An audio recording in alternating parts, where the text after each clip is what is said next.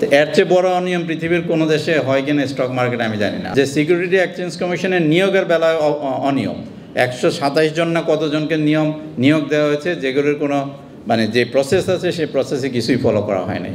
আপনার অনিয়মের মধ্যে প্রথম অনিয়ম যেটা ছিল সেটা হচ্ছে আইপিও যদি দেখেন, আমরা বলে আসছি ক্রমাগতভাবে বলছি, আপনারা বলেছেন যে গত 15 বছরের মধ্যে কোয়ালিটি অফ আইপিও যদি আমরা দেখি, সেগুলি কোনো অবস্থায় এই বাজারে গ্রহণযোগ্য না। কিন্তু প্রতিটা আইপিও আসছে, স্টক এক্সচেঞ্জ থেকে বারবার অবজেকশন দেওয়া হয়েছে, কিন্তু এগুলি কখনোই আমলে নেওয়া হয়নি। এখন ধরেন যেই জিনিসটা স্টক মার্কেটে পাবলিক ইন্টারেস্টের এগেনস্টে আসছে, সেখানে তো অবশ্যই অনিয়মের কারণেই আসছে। এবং সেখানে Dhaka stock exchange, Chittagong stock এক্সচেঞ্জের কথা আমি আপাতত নাই বললাম, ঢাকা স্টক এক্সচেঞ্জের যে আপত্তি সেটা কখনোই গ্রহণযোগ্য পর্যায়ে নেয় নাই বাংলাদেশ সিকিউরিটি এক্সচেঞ্জ কমিশন। এবং এমনও অবস্থায় হয়েছে যে ওনারা বলেছে যে আমরা 2CC অ্যাপ্লাই করব।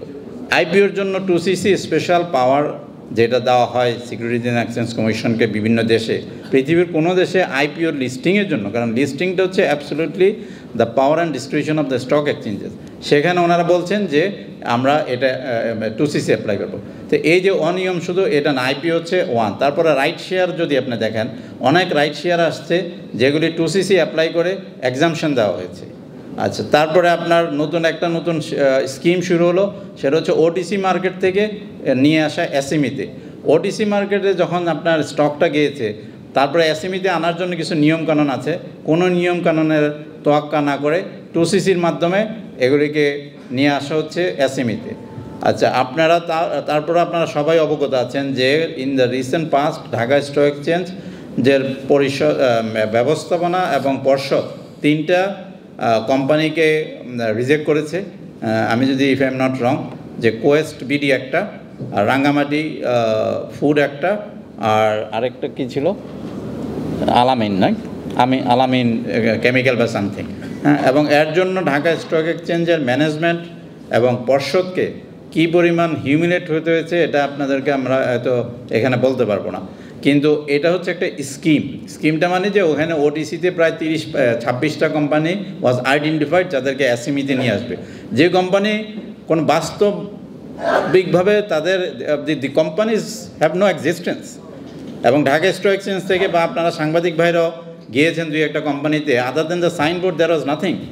এবং সেখানে আপনার এটা নিয়ে আসছে। এবং আমি নিজে ব্যক্তিগতভাবে বলছি যে আমরা এখানে যারা বোর্ডে আমরা গিয়েছি এসএসসির কাছে, যে জিজ্ঞেস করেছি যে এই যে কোম্পানিটা আপনি ওটিসি থেকে এসএমইতে আনছেন, মানে ফর হোয়াট? আপনার তো একটা কোম্পানি প্রোডাকশন করতে হবে, আপনার একটা ফাইন্যান্সিয়াল স্টেটমেন্ট তৈরি করতে হবে। ফাইন্যান্সিয়াল স্টেটমেন্ট যে নাম্বারগুলি দিয়েছেন, these are all bogus because the company has been out of production for last 20 years.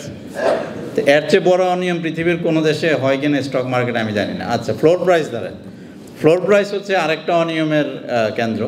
যে কারণ আপনি যখন মার্কেটটাকে আমরা যেটাকে বলি স্পেকুলেটিভ বাবেল ক্রিয়েট করলেন, এবং সেটা করলো রেগুলেটরি সাপোর্টে করার পরে, so some of the people bought the shares or sold the shares at a very high price or bought the shares at a high price, তখন যখন মার্কেটটা কারেকশন হবে তখন আপনার ফ্লোর প্রাইস দিলেন। Floor price in a way is a dead market, যে আপনি মার্কেটটাকে actually বন্ধ করে দিলেন।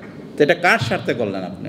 মার্কেট, যে কোনো মার্কেট, এটা স্টক মার্কেট না, আপনি আপনার যে কোনো পুরান ঢাকার মার্কেট বলেন, কারণ বাজার মার্কেট বলেন, দ্য মার্কেটে price will go up and price will come down.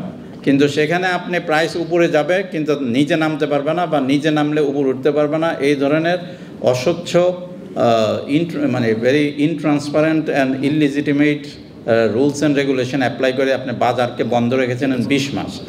তো এই আপনার অনিয়মের ফিরিস্তিতি তো আমরা শেষ করতে পারবো না। তারপরে আমরা যেটা পেপার পত্রিকার মাধ্যমে মেরেছি যে সিকিউরিটি এক্সচেঞ্জ কমিশনের নিয়োগের বেলায় অনিয়ম, 127 জন না কতজনকে নিয়োগ দেওয়া হয়েছে, যেগুলোর কোনো যে প্রসেস আছে সেই প্রসেসে কিছুই ফলো করা হয় নাই। তো পুরা সবগুলি অনিয়মই মনে হচ্ছে যে গত কয়েক বছর ধরে ঢাকা বাংলাদেশ পুঁজিবাজারে নিয়ম হয়ে দাঁড়িয়েছিল।